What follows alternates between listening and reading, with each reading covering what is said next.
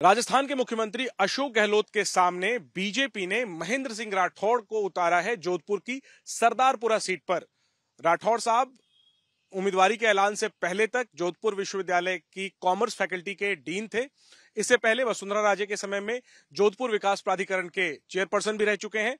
और इस बार किस कॉन्फिडेंस से उतरे हैं मुख्यमंत्री को चुनौती देने, इनसे ही पूछते हैं। लगातार 25 सालों से अशोक गहलोत विधायक हैं सरदारपुरा से।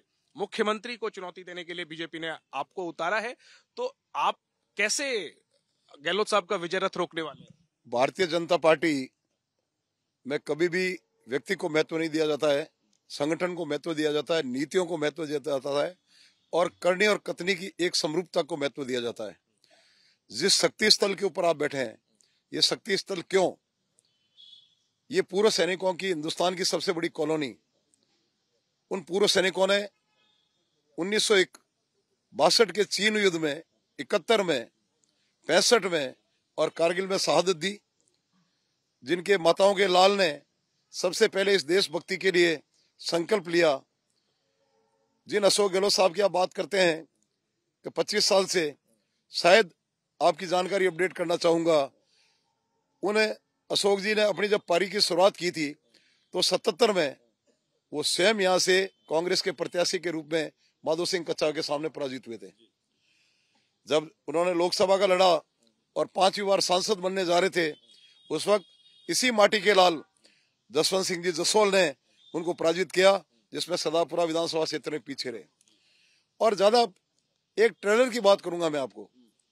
2018 के चुनाव हुए, आधा प्रतिशत मत से भाजपा पीछे रह गई, लेकिन 2023 के अप्रैल मई के जब लोकसभा चुनाव हुए तो उन्होंने अपने राजकुमार को स्वयं ने कमान संभाली।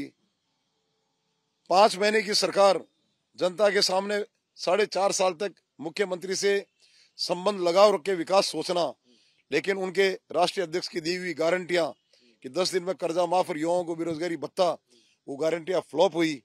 और इसी माटी के लाल ने जोधपुर लोकसभा में उनके पुत्र को नहीं, उनकी पूरी कैबिनेट को नहीं, उनके राष्ट्रीय संगठन को, उनके प्रदेश संगठन को पराजित किया। और इस सरदारपुरा विधानसभा क्षेत्र में जहां हम बैठे हैं, उसके जस्ट पास में उनका पैतृक निवास है। सरदारपुरा विधानसभा में हारने के साथ साथ वो महामिंदर क्षेत्र के जहां वो मत देने जाते हैं, उस जैन स्कूल के अंदर भी पराजित हुए। तो ये तो एक मिथ है कि साहब वो अभेद्य गेड़ है। जनता का परसेप्शन 5 साल में ये कुंभ आता है, और इस 5 साल के कुंभ में जनता जब देख लेती है कि हमारा विश्वास के ऊपर हमने जिस जनप्रतिनिधि को चुना वो खरा है, जनता उसको सर पे चढ़ा के रखती है, सरताज बनाती है। और वो राठौड़ साहब उदाहरण दे रहे हैं 2019 लोकसभा चुनाव का, कि तब जोधपुर लोकसभा से वैभव गहलोत, जो अशोक गहलोत के बेटे हैं, वो चुनाव लड़ रहे थे। और तब सरदारपुरा सीट, वैसे तो वैभव गहलोत खुद हारे, लेकिन सरदारपुरा सीट पर भी वो पीछे रहे। लेकिन वो लोकसभा चुनाव था, प्रधानमंत्री का चुनाव था, ये मुख्यमंत्री का चुनाव है और अशोक गहलोत खुद मुख्यमंत्री हैं। आपको क्यों लगता है कि इस बार 2019 लोकसभा का, आप कह रहे ट्रेलर था, अब इस बार जो है वो पूरी फिल्म जारी हो? लग रहा है कि 2018 में जब सरकार बनी, उस दिन से एक किस्सा कुर्सी का शुरू हो गया।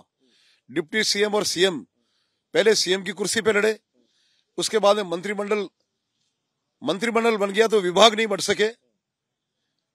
ये भी कहा जाता है कि आदमी तनाव में होता है, आदमी की शादी हो जाती है, 5 दिन 7 दिन 10 दिन बाहर चले जाता है।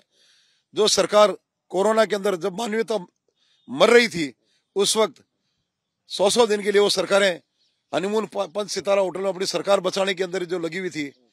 अब समय आ गया है 5 साल के इस कार्यकाल में उनके किए गए कार्यों का मूल्यांकन का। और उन मूल्यांकनों के अंदर देखा जाए तो पूरे हिंदुस्तान के अंदर महिला उत्पीड़न, आदिवासी महिलाओं को निवस्त्र कर देना, दलित महिलाओं के साथ सामूहिक बलात्कार हो जाना, और दिल्ली में जब सानी को कांग्रेसी नेता ने तंदूर की भट्टी में डाल दिया था, भीलवाड़ा में आगाह करने के बाद में भट्टी में महिलाओं को डाल देना। रोज के आंकड़े देखें, पूरे प्रदेश में 19 और 20 आंकड़े औसतन बलात्कार के यहाँ हो रहे हैं। लोग लज्जा के कारण कई लोग कर नहीं पाते। यदि अगर सारे आंकड़ों को देखो, यहाँ चैन स्नैचिंग से लेके सारी चीज, युवाओं का कई बार आता है, हॉट सीट है, युवाओं के साथ खिलवाड़ किया गया। जब एक व्यक्ति पढ़ाई करके बाहर निकलता है, उसके अभिभावकों को ये होता है कि अब शायद वो प्रतिस्पर्धा प्रतियोगिता परीक्षा में उत्तीर्ण होगा, घर का पालन करेगा, नाम रोशन करेगा।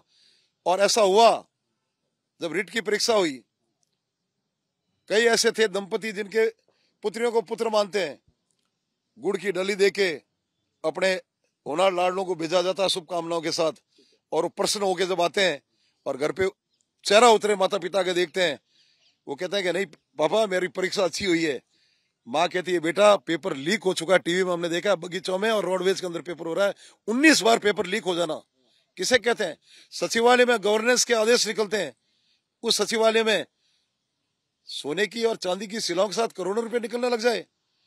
जिस धरती पे आप बैठे हो, यहाँ के लाल को मुख्यमंत्री जी ने जल शक्ति मंत्रालय दिया, हर घर जल योजना का दायित्व दिया, प्रधानमंत्री ने कई तरह से भ्रमित किया गया कि हम ये नहीं कर रहे हैं, वो नहीं कर रहे हैं, हमारी बातों को माना नहीं गया, सारा पैसा हमने स्वीकृत कर दिया। कल के अखबार से जब ये मालूम चला हजारों करोड़ नहीं लाखों करोड़ का किस प्रकार का गबन हो गया, और यहाँ के पीएचडी मंत्री तक जो हवामेल से लड़ते थे, आज उस लिस्ट के अंदर खुद को उनको हवा होना पड़ गया। ये सारे मुद्दे हैं। कुल मिला के आपको लगता है कि इस वजह से पूरे प्रदेश में सरकार और यहाँ पर विधायक गहलोत चूंकि यहाँ के विधायक सूबे के सूबेदार हैं, उनको वो स्वयं कहते हैं हर गलती कीमत मांगती है, और उन्होंने 100 बार कहा मेरे से ये गलती हुई, मेरे से ये गलती हुई, मेरे से ये गलती हुई, लेकिन ये जो गलतियों पे गलतियां निरंतर हुई और नजरअंदाज किया गया, कानून व्यवस्था चौपट हो गई। सवेरे सड़क पे चलने वाले राहगीर को कब अवैध बजरी का ट्रक कुचल देता है और परिवार उसका इंतजार करता रहता है। बहुत विषय है। सरदारपुरा की जनता बीजेपी के कार्यकर्ता के साथ मिलकर चुनाव लड़ रही है, और अब जनता अवेयर है।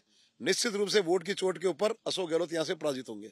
आखिरी में एक पूछूंगा सर, इस सीट को लेकर के बड़ी चर्चा थी कि जो सांसद हैं, स्थानीय जो मंत्री हैं केंद्र में, गजेंद्र शेखावत, वो उतर सकते हैं मुख्यमंत्री के खिलाफ, लेकिन उनकी जगह पे आपका नाम आया, तो एक तरीके से ये दावा किया गया कि गजेंद्र शेखावत ने हिम्मत नहीं दिखाई उतरने की। नहीं। तो ऐसे में जब आप जो कि एक तरीके से पहली बार अपना चुनाव लड़ रहे हैं, आप मुख्यमंत्री को चुनौती देने उतरे हैं, आपको लगता है कि अगर गजेंद्र शेखावत उतरे होते तो वो चुनौती और बेहतर हो सकती? मैंने क्या कहा, इस शक्ति स्थल पे गजेंद्र सिंह जी भी इसी माटी के लाल थे, उन्होंने चुनाव लड़ा ना, तो ये जितने भी पूर्व सैनिकों का परिवार बैठा है उन्होंने चुनाव लड़ा, और भारतीय जनता पार्टी के कार्यकर्ताओं ने चुनाव लड़ा। ये आप लोगों की काल्पनिक कथाएं हैं कि वो चुनाव लड़ना चाहते थे, नहीं लड़ना चाहते थे। केंद्र नेतृत्व तय करता है किसको प्रत्याशी बनाना है, किसका उपयोग कहाँ लेना है।